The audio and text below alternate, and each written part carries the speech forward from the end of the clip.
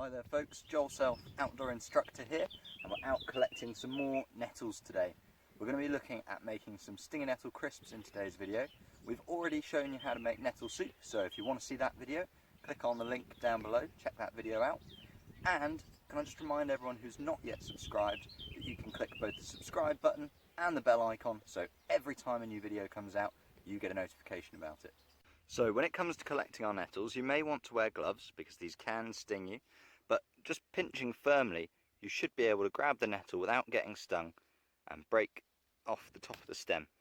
We're looking to take the top 4 to 6 leaves so we get the freshest growth possible. When you're picking your nettles, make sure that you're getting them from somewhere that's not right next to a path where loads of dogs get walked, and ideally it's going to be away from a road as well.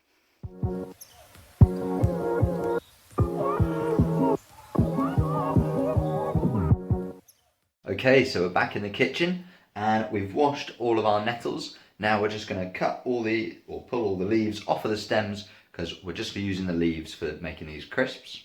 So as you can see here, we're just taking all the leaves off of the stems and then I'm putting them into a pot over on one side, and these are going to become the crisps.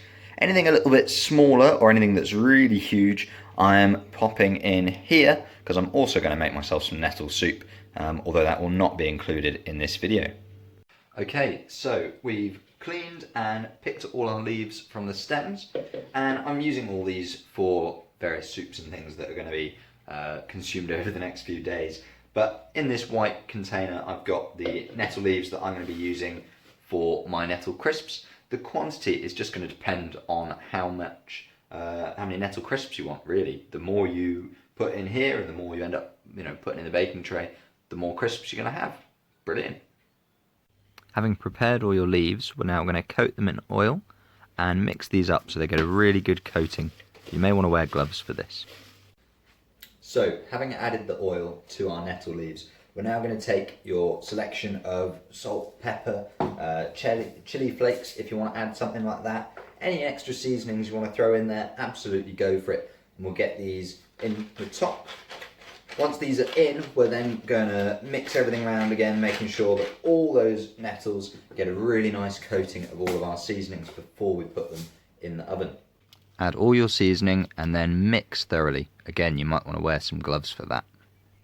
Next, we're simply going to take your seasoned nettle leaves and we're going to pop them into a baking tray with a little bit of grease-proof paper in there.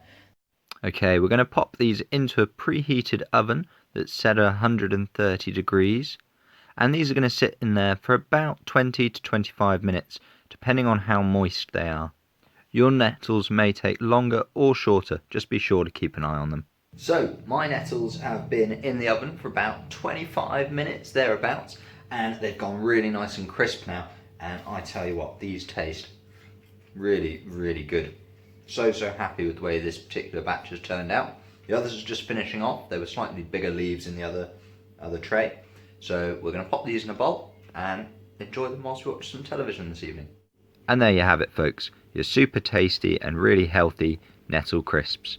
I've been Joel Self, Outdoor Instructor. Thank you very much for watching this video, and goodbye.